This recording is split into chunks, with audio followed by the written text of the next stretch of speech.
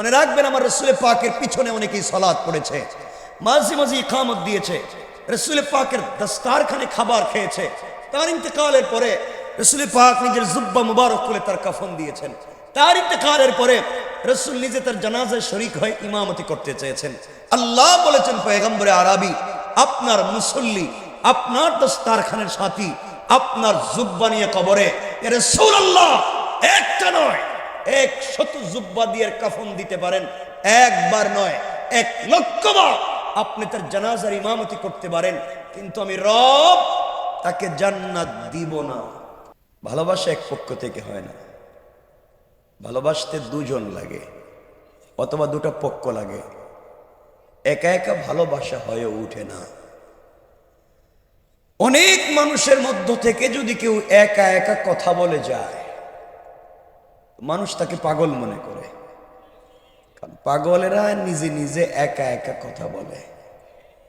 তো আপনাদেরকে আমাকে দেখে মনে হচ্ছে যে আসলে আমি পাগল মনে হচ্ছে, যে কথা বলা যাবে না। শুধু এখানে এসেছি ভালোবাসার জন্য, দোয়া নিতে এসেছি। এখানে কথা বলেছেন এবং কথা বলবেন বুজুর্গ ওলামায়ে কেরাম। নসিহত করা বুজুর্গদের কাজ, এটা আমাদের না। আমরা তো দোয়া নিতে পারি, আমি নসিহত করতে পারবো না, আমি মুযাকারা করব। যারা আরবি ব্যাকরণ বুঝেন, মুযাকারা হচ্ছে বাবে মুফাআলার সিগা, এর খাসিয়ত হচ্ছে মুশারাকাত বা শিরকত। এর অর্থ হচ্ছে আমি কিছু কথা বলবো, আমার সাথে আপনারা কিছু কথা বলবেন, এর মধ্যে মুশারাকাত হবে। আল্লাহ চাহে এই সময়টাকে কবুল করে আমাদেরকে মাফ করে দিতে পারেন। আমি কি বুঝাতে পেরেছি? এজন্য সকলে বলেন এই জবান দিয়েছেন কে? এরপর অনেকে বলেন কথাই তো বলতে হবে। আমার সঙ্গে নামাজের দুরূদ পড়েন, আল্লাহুম্মা সাল্লি আলা মুহাম্মাদিন ওয়া আলা আলি মুহাম্মাদ কামা সাল্লাইতা আলা ইব্রাহিম ওয়া আলা আলি ইব্রাহিম ইন্নাকা হামিদুম মাজিদ। اللهم بارك على محمد وعلى آل محمد كما باركت على إبراهيم وعلى آل إبراهيم إنك حميد مجيد। الحمد لله। ঐতিহ্যবাহী দ্বীনি দরসগাহ জামিয়া ইসলামিয়া আইয়ুবিয়া দারুল উলুম দারমা মাদ্রাসার আজকের এই 3 দিন ব্যাপী ঐতিহাসিক তাফসীরুল কোরআন মাহফিল ও ইসলামী মহাসম্মেলনে যিনি সভাপতিত্ব করছেন এবং করবেন, আমাদের এই জনপদের বুজুর্গ আলেম হযরতের নাম দেখতে পাচ্ছি, পীরে কামেল আল্লামা মুফতি মুবারকুল্লাহ সাহেব দামাত বারাকাতুহু। দোয়া করি আল্লাহ যেন হুজুরের হায়াতে খায়রিয়াতের ফয়সালা করেন। সবাই পড়েন আমিন। অনেক বুজুর্গ ওলামায়ে কেরাম কথা বলেছেন, কথা বলবেন। এই মাদ্রাসাকে নিয়ে যিনি আজীবন স্বপ্ন দেখছেন এবং স্বপ্ন দেখেই যাচ্ছেন, নিজের রক্ত ঘাম মিশ্রিত সেই সুন্দর বাগান জামিউল উলুম ওয়াল ফুনুন মা'দানুল ইলম ওয়াল আদব, পীরে কামিল আল্লামা শেখ মেরাজুল হক কাসেমী দামাত বারাকাতুহুম। দোয়া করি আল্লাহ যেন হুজুর সহ সকলের হায়াতে খায়রিয়াতের ফয়সালা করেন। সকলে পড়েন আমিন।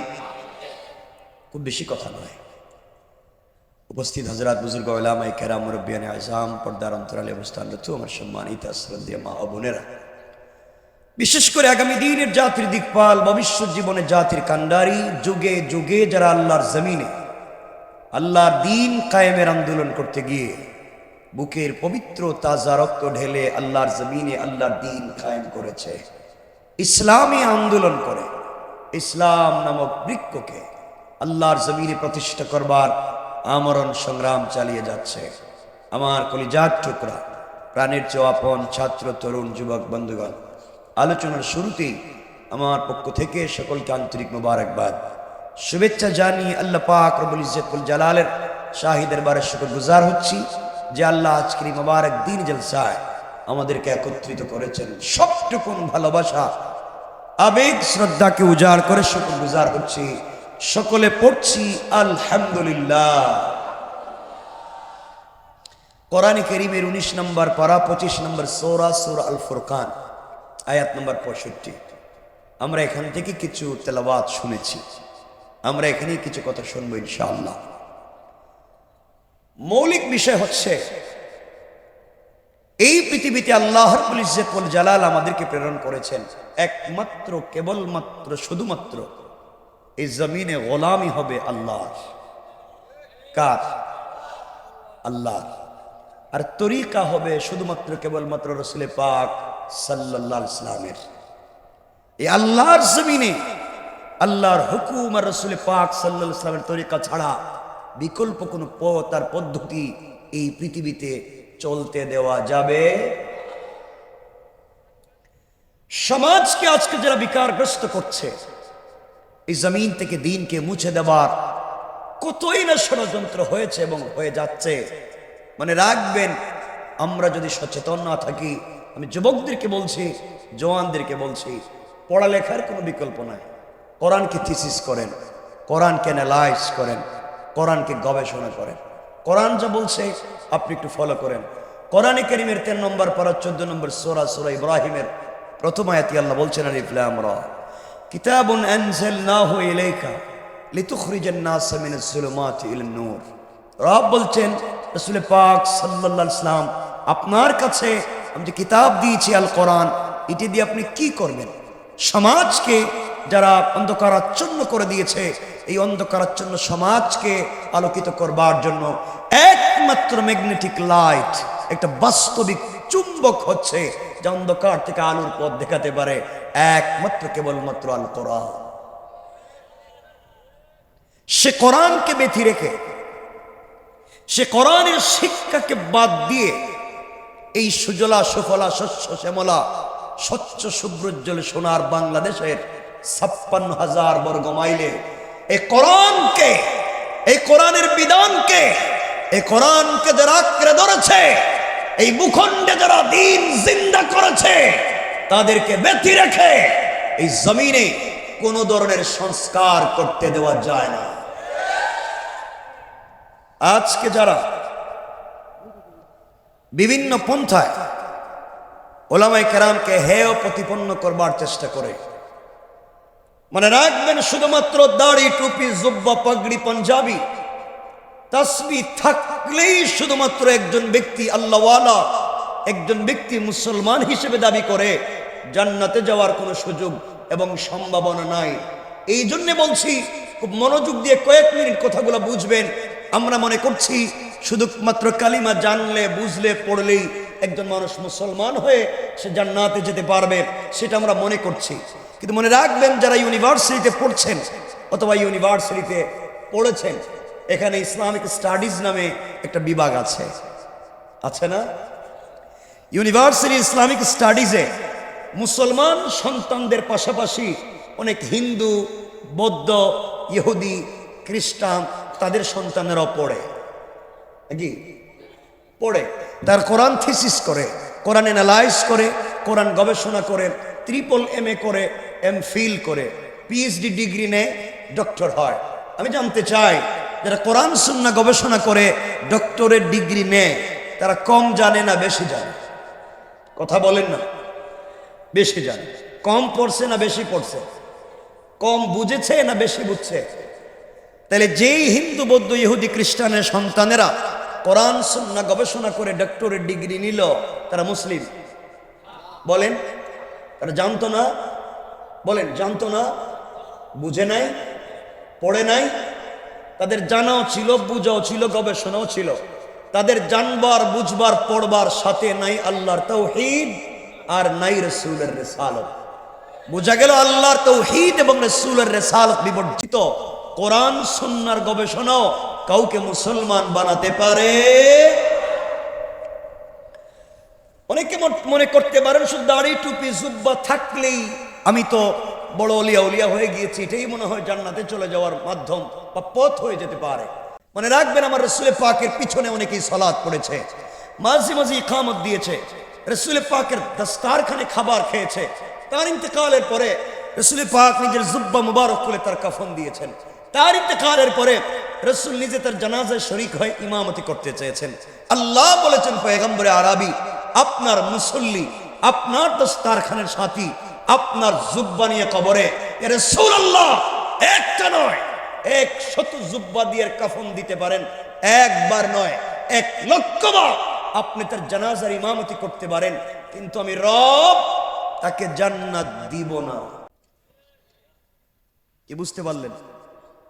যেই বেচারার জানাজা রাসূলে পাক গিয়েছেন তার দাড়ি ছিল না, বলেন ছিল না? ছিল, বলেন ছিল না? নামাজ ছিল না, রোজা ছিল না, সে রাসূলে পাকের মুসল্লি, রাসূলের দস্তারখানে খাবার খেয়েছে, রাসূলের পবিত্র জুব্বা নিয়ে কবরে। এরপরে রব বলছেন জাহান্নামী। অর্থ হলো বাহিরের বেশভূষা ঠিক থাকলেও তার বাহিরের সঙ্গে ভিতরের মিল ছিল না। ভিতরে যে বিশ্বাস লালন করত তা বাহিরে প্রকাশ করত না, আর বাহিরে যা প্রকাশ করত ভিতরে তার বিশ্বাস লালন করত না। অর্থাৎ ভিতর আর বাহির মিল ছিল না। রাসূলে পাকের মুসল্লি হয়েও জাহান্নামী। সুতরাং এই সমাজে অনেক লোক আছে দেখতে বুজুর্গদের মতো মনে হয়, দাড়িও রাখে, টুপিও পরে, তাসবিহ পরে, সারা দিন উলামায়ে কেরামের বিরুদ্ধে বৎসনা করে যায়। মনে রাখবেন এই দেশ মুসলমানদের দেশ, আলেম ওলামার দেশ, পীর বুজুর্গের দেশ, ওলি আব্দলের দেশ, গাউস কুতুবের দেশ, মাদ্রাসা মসজিদের দেশ, আযান ইকামতের দেশ, কোরআন সুন্নাহর দেশ, ইসলামী আন্দোলনের কর্মীর দেশ। এই দেশের ভিতরে মাদ্রাসা মসজিদ কোরআন সুন্নাহর বিরুদ্ধে কেউ যদি কোন আইনের অবস্থান নিতে চায়, 10 লক্ষ ইসলামী আন্দোলনের কর্মী জিন্দা, ওদের অস্তিত্ব বাংলাদেশে থাকবে না। ঠিক কিনা বলে?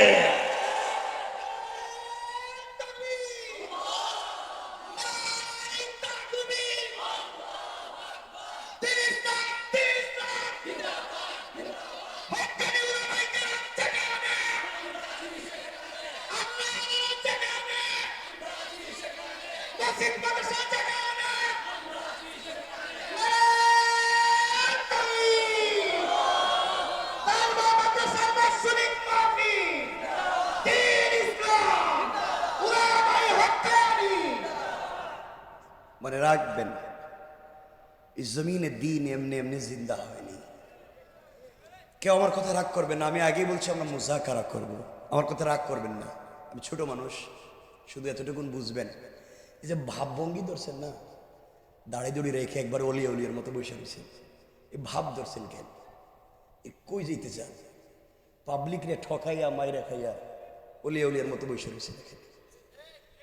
কথায় কথায় আমরা উলামায়ে কেরামদেরকে ছোট করি। মনে রাখবেন আপনাদের এই বৃহত্তর ব্রাহ্মণবাড়িয়ায় খবর নেই, এখানে অনেক মুরব্বী বসা, যাদের মুখের দাড়ি সাদা, পকেটে 1 নম্বর তাসবিহ আছে, 5 ওয়াক্ত নামাজ পড়েন, হয়তো হজও করেছেন, উমরাও করেছেন, কোন পীরের মুরিদ হতে পারেন, কসম রব্বে পাকের জাতের।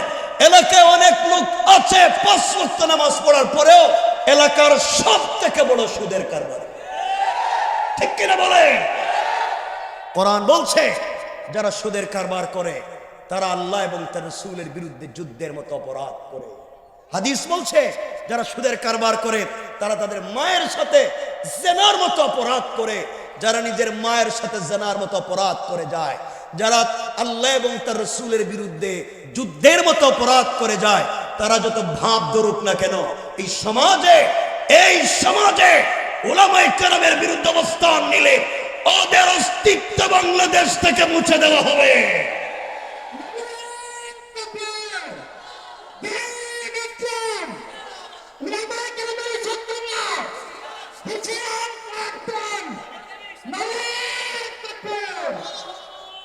মনে রাখবেন জুলাই অগাস্টের বিপ্লবে এই দেশের ছাত্র জনতা, মাদ্রাসার শিক্ষার্থী, তাদের রক্ত যেমন গিয়েছে, বুজুর্গ উলামায়ে কেরামের চোখের পানিতে বুক ভিজে মাটিও ভিজেছে।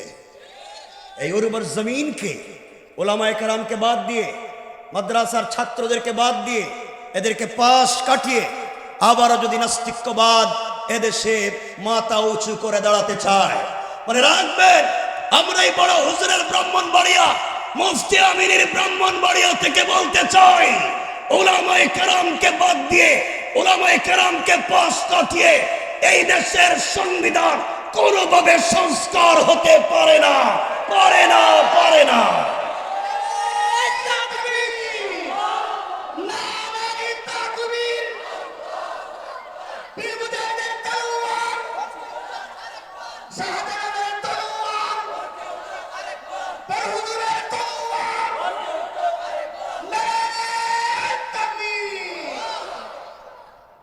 আমার কথায় রাগ করবেন না। রাগ করতেছিলেন? একটু হাত তুলে দেখান তো কারা কারা রাগ করছেন। অনেকে রাগ করে ফেলেছে, কিছু তো বলিনি। রাগ করলেন? আবেগ আছে, বিবেকটাকে আর একটু কাজে লাগাতে হবে। সমাজকে বিনির্মাণ আমাকে করতে হবে। ছাত্রদেরকে বলছি, ভাই আমি তোমাদের মতো এক ভাই, পড়তে থাকো। শিক্ষা একজন মানুষকে তার কল্পনার চাইতেও অনেক দূর নিয়ে যেতে পারে। শিক্ষার কোনো বিকল্প নাই। তুমি যদি দিনের বেলায় এই জমিনে বাদশাহী করতে চাও, রাতের বেলায় গোলামের মতো সেজদায় পড়ে যাও। তুমি যদি গোলামের মতো গভীর রাত্রে সেজদায় পড়ে যেতে পারো, রব তোমাকে দিনের বেলায় বাদশাহী দিয়েও দিতে পারে। কথা কি বুঝতে পারলেন? এজন্য আমাদেরকে চাইতে হবে কার কাছে?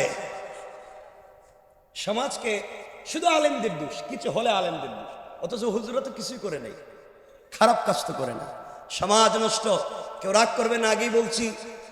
সমাজ এমন নষ্ট যারা ভিলেজ পলিটিক্স করেন, এলাকার রাজনীতি করেন, এলাকার মোড়ল, এলাকার মাতবর, এলাকার বিচারী, পঞ্চায়েতের বড় মুরব্বী, এলাকার সর্দার, কসম রব্বে পাকের জাতের এলাকায় এমন মুরব্বী পাওয়া যায় পঞ্চায়েতে, যারা পঞ্চায়েতের বিচার করতে গিয়া এক কাপ রং চা খাইয়া এদিকের বিচারকে এদিকে দিয়ে দেয়।